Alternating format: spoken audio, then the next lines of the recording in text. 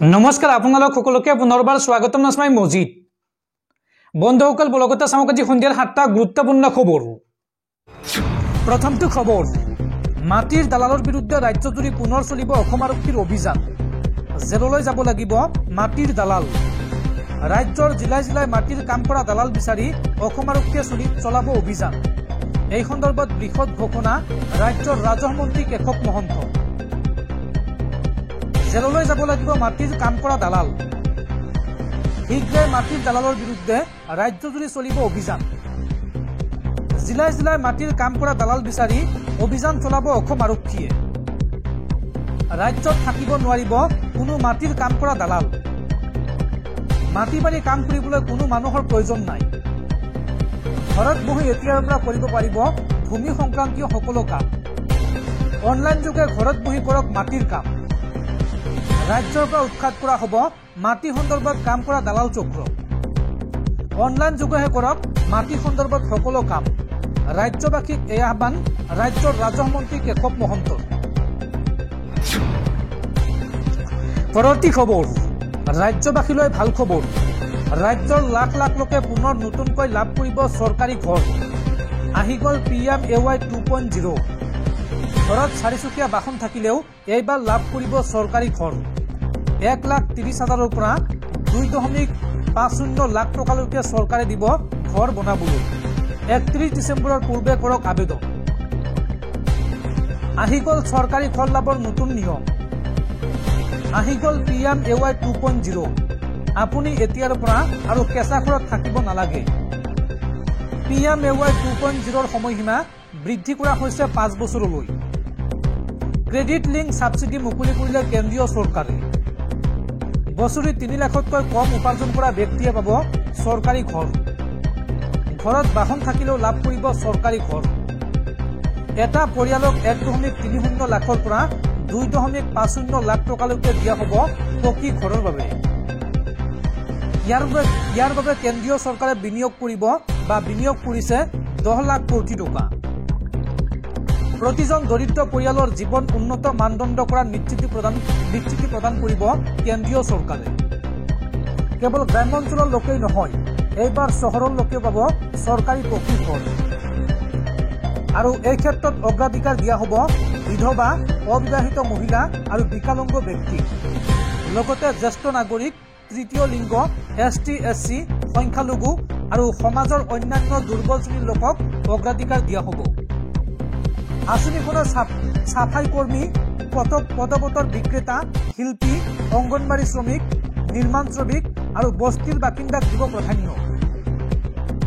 PMAY 2.0ৰ বাবে কেনেকৈ আবেদন কৰিব চাও আহক গ্ৰাম্য অঞ্চলৰ লোকে আবেদন কৰিবলৈ আপোনালোকে ক্লিক কৰক অথবা ভিজিট কৰক PMAYMIS.gov.in এই ৱেবছাইটৰ জৰিয়তে অনলাইনত কৰিব পাৰিব আবেদন এই ৱেবছাইটত যোৱাৰ পিছত আপোনাৰ ঠিকনা উপাৰ্জনৰ প্ৰমাণপত্ৰ আৰু অন্যান্য বিৱৰণৰ সৈতে আবেদন পত্ৰ পূৰণ কৰক আধাৰৰ বিৱৰণ প্ৰদান কৰক আৰু তাৰ পিছত প্ৰমাণীকৰণৰ বাবে দিয়ক OTP প্ৰপত্ৰ দাখিল কৰক আৰু আবেদনৰ স্থিতি নিশ্চিত হোৱাৰ বাবে অপেক্ষা কৰক PMAY 2.0ৰ বাবে প্ৰয়োজনীয় নথিপত্ৰসমূহ হৈছে ক্ৰমে আবেদনকাৰী আধাৰ কাৰ্ড থকাটো বাধ্যতামূলক আবেদনকাৰী আৰু পৰিয়ালৰ সদস্যসকলৰ আধাৰৰ বিৱৰণ দিব লাগিব আৰু লগতে সক্ৰিয় বেংক একাউণ্ট আৰু ইয়াৰ বিৱৰণ আধাৰৰ সৈতে লিংক কৰা উচিত উপাৰ্জনৰ প্ৰমাণপত্ৰ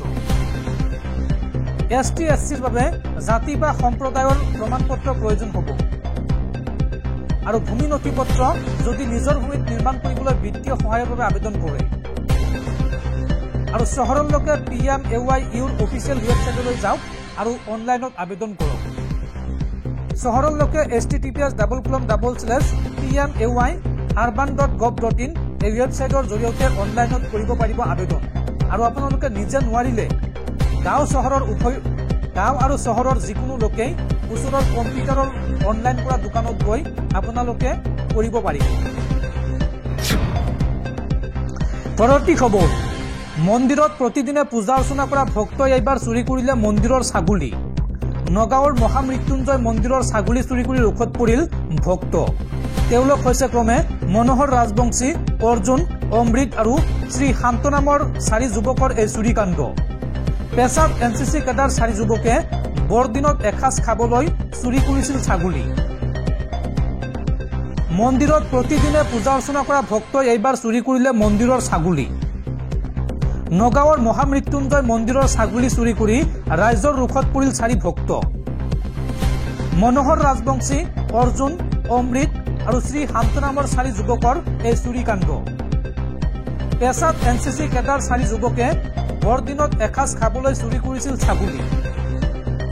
4চকীয়া বাহনত ছাগলী চুৰি কৰি নিওঁতেই ধৰা পৰিল ৰাইজৰ হাতত। ৰাইজে 4জন যুৱকক কৰায়ত্ব কৰি দিলে উত্তম মাধ্যম। ছাগলী চুৰি কৰা বাহন ভাঙি চুৰমাৰ কৰিলে স্থানীয় ৰাইজে। আৰু প্ৰতিদিনে মন্দিৰত পূজা অৰ্চনা চলেৰে ছাগলী চুৰিৰ পৰিকল্পনা কৰিছিল এই 4জনে।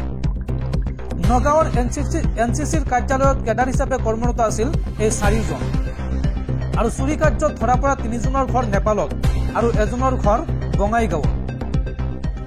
দৰ্শকসকলৰ বহুতো গুৰুত্বপূৰ্ণ খবৰ আছে। তাৰ আগতে আপোনাক জনাও যে যদি আপুনি এতিয়ালৈকে এইটো ভিডিঅ'ত লাইক কৰা নাই তেন্তে এতিয়াই ভিডিঅ'টোত লাইক কৰি দিয়ক। আৰু এনেকুৱা ধৰণৰ ভিডিঅ'সমূহ নিতৌ চাবলৈ চেনেলটো ছাবস্ক্ৰাইব কৰি কাষত থকা বেল আইকনটো প্ৰেছ কৰি ৰাখক। পৰৱৰ্তী খবৰ, বিশ্বত পুনৰ আৰম্ভ হ'ল আন এখন যুদ্ধ। এইবাৰ আফগানিস্তানত পাকিস্তানৰ ভয়ংকৰ এয়াৰ ষ্ট্ৰাইক। আৰু এই ভয়ংকৰ এয়াৰ ষ্ট্ৰাইকত শিশু মহিলাকে ধৰি 15জনৰ মৃত্যু। পাকিস্তানৰ এই এয়াৰ ষ্ট্ৰাইকৰ পিছতে তালিবানে দিছে সকিয়নি। পাকিস্তানে ভুগিব লাগিব ইয়াৰ পৰিণাম। এই হুংকাৰ তালিবানৰ। আফগানিস্তানৰ ওপৰত এইবাৰ পাকিস্তানৰ ভয়ংকৰ আক্ৰমণ। নিশা আফগানিস্তানৰ বৰমালত এয়াৰ ষ্ট্ৰাইক পাকিস্তানৰ।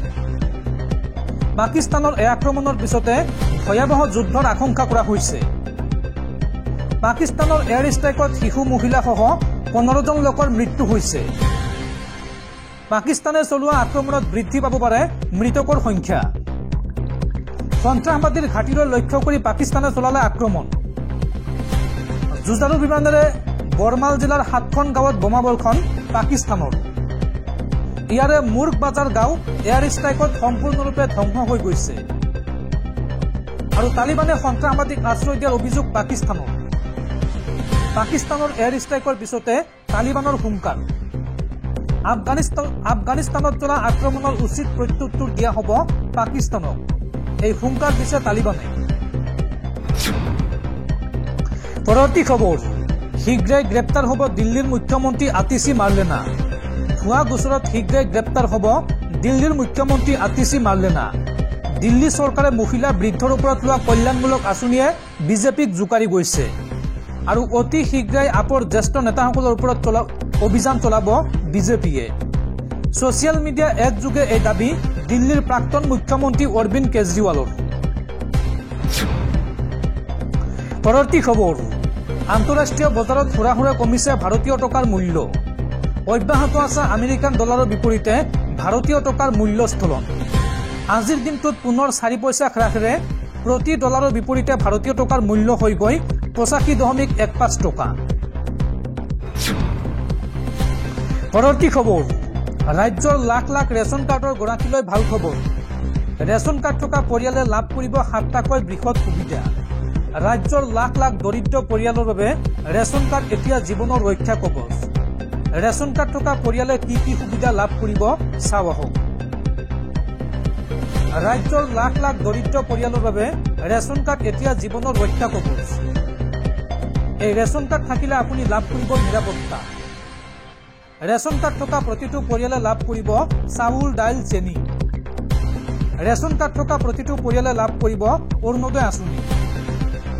আৰু এই আঁচনিৰ অধীনত প্ৰতিমাহে লাভ কৰিব 1250 টকাকৈ। চাউলৰ লগতে লাভ কৰিব এই টকা। ৰেচন কাৰ্ড থকা প্ৰতিটো পৰিয়ালে লাভ কৰিব 5 লাখ টকাৰ বিনামূলীয়া চিকিৎসা সেৱা। ৰেচন কাৰ্ড থাকিলে লাভ কৰিব চৰকাৰী পকী ঘৰ।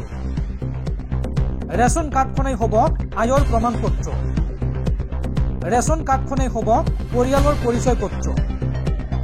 অৰ্থাৎ এই ৰেচন কাৰ্ড এতিয়া দৰিদ্ৰৰ জীৱনৰ ৰক্ষা কবচ।